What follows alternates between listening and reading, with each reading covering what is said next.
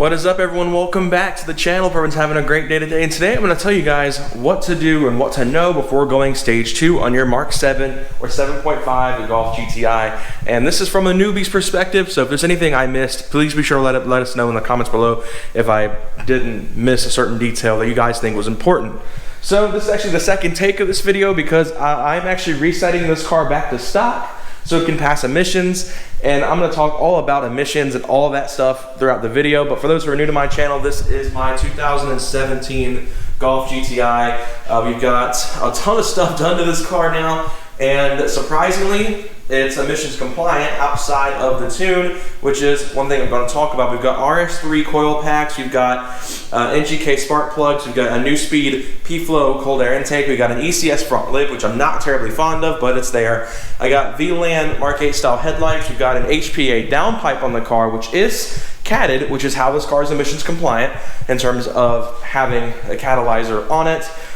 We've got some decals. It's got an 034 Motorsports Dsg Tune, and we've got some really nice custom Natami black chrome tips on the factory exhaust because I, for one, don't really want this car to be terribly loud, and if I do, I'm going to go valved exhaust, which I do plan on doing in the future with this car, just not anytime soon. But I'm going to be resetting this car back to stock. This car is HPA Stage 2, so this is not going to be an instructional on how to do that. It's a pretty simple install, but I can kind of gloss over for you guys that have HPA that are wanting to reset back. But this is going to be a very different process for returning to stock. But that's not what this video is about. It's about what to know. And I'm just going to talk to you guys while this car is resetting back to stock about what to know about going stage 2. So let's get started.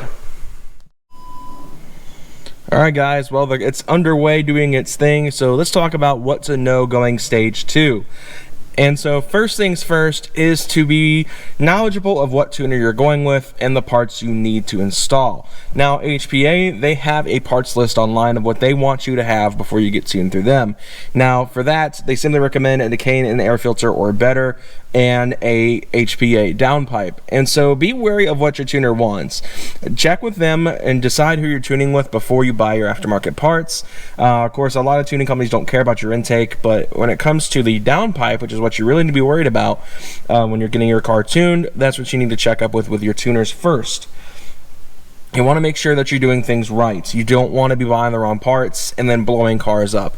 I've talked to one of my friends who is a very large Cobb fan, and he says pretty much for cars that blow up on Cobb tunes, it's probably because they don't use Cobb's parts and they're tuning with willy-nilly parts that aren't supported by Cobb's stuff. Now, of course, when it comes to other tuners, you need to be wary of what you're using. You don't want to be using, you know, if you're going through HPA, you don't want to have a CTS downpipe or something like that because it's just not what they work with. It's not what they know best. So decide on your tuning company first before you buy your parts and see what they want you to have, their required upgrades list, and have those ahead of time. The next thing I want to talk to you guys about when it comes to stage 2 is emissions. That's a huge thing for a lot of people in the United States. Not all of us are lucky enough to live in a state such as, at least from where I live, the closest states we have are Alabama and Florida, where emissions are laid back, if non-existent, in those states. So where I live in Georgia, I managed to live in one of the what they call metro counties of Atlanta, which require you to have emissions. Literally, if I drive 20 minutes down the road, I'll be out of that, and I could get away with all this stuff of ever having to do with like any sort of flashing the car back to stock to pass emissions ever again. Unfortunately for me, I'm not quite so lucky, and I grew up in this area, so I don't have the money to move. So yeah, we are unfortunately in an emissions county where I live in Georgia. So let's talk about that. What to do about emissions. A lot of people don't know this. Your car will not pass with stage 2, regardless of if you're catted like I am, if you're catless, if you're stock, whatever. A stage 2 tune, you cannot pass. And the reason for that is because of the deletion of trouble codes, DTC codes in the system, which will be turned into not ready codes. Now, every state varies. In Georgia, you're allowed to have up to 1 not ready code. If you have 2, you will fail. Want to know how I know? I found out the hard way. I took this car, literally it passed the visual test, which is again why I said it's emissions compliant, because they saw the catalytic converter the car has. It passed literally everything except for the fact that it showed 2 not ready codes because of the tune. Now, I talked to Alan from HPA Motorsports about this, and the response I got is that due to VAGCOM's programming, which I guess is kind of the Volkswagen equivalent of FORScan for Fords, and I believe some Mazda products as well, they actually have to remove more than just the O2 codes, which is typically what's turned off when it comes to stage 2. Now, a lot of companies, especially those that utilize Cobb, such as EQT, and I believe Unitronic, don't utilize that anymore because Cobb did away with that, as it was very widely known in the car community and much to everyone's chagrin. Or chagrin, I don't know how to pronounce, I don't use that word. But companies like HPA and I believe O34 may still be able to do that. I know HPA is completely able to do that because they're not based in the US. They don't adhere to the EPA and all that garbage. But HPA does turn off the O2 sensors and turns them to not ready codes through VADCOM, which apparently is the cause for a lot of stage 2 cars, despite being emissions compliant, not throwing a check engine light, and having catalytic converters in a lot of cases, such as HPA's, not being able to pass. Again, I found this out the hard way. I asked about it. Me and Alan talked about it and figured it out. Now, the next thing you want to know is to upgrade your spark plugs. Now, a lot of companies, they don't necessarily tell you this. In fact, it's not even advertised to HPA to upgrade your spark plugs, but you need to do it. You need to go a step colder. For GTIs, you can do 2 different options. You've got RS7 plugs, and you've got this very weird NGK part number. If I remember it, I'll put it up on the screen for you guys. If you guys haven't seen that video already, I think this video probably go before it, but I'll have that video out in a little while, and that'll also have that part number in it where I installed the RS3 coils and these plugs. Coils are kind of an optional thing. A lot of people say that tuners recommend the OEM ones. HPA doesn't have a preference, it appears, so I went the RS3 plugs just because I want a better fuel efficiency, and these apparently offer just that. And plus, getting the SAF parts off an RS3 is kind of cool. From there, it's just, upgrade your plugs, go the step colder, find the appropriate gap for them.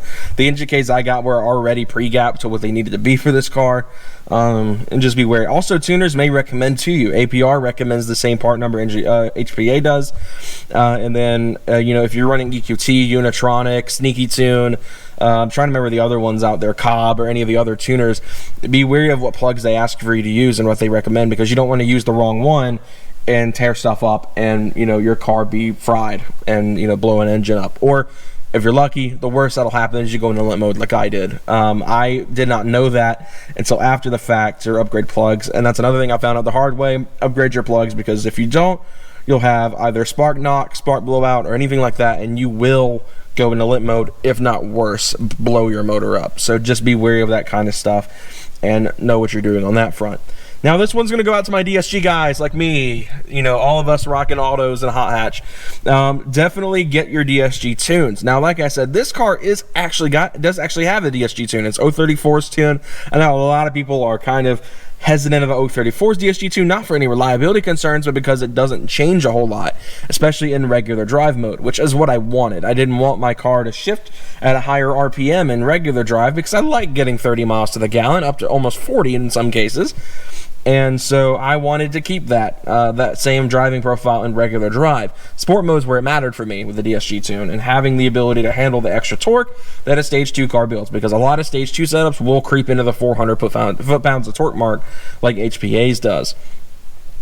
I'm trying to think of any other advice I can give. Manual guys, definitely be wary of your clutches. From what I understand, now granted I own a DSG, so I don't know much about the stick cars, they do have some issues with the factory clutch once you get to this power level and this torque level, so just be wary of that as well.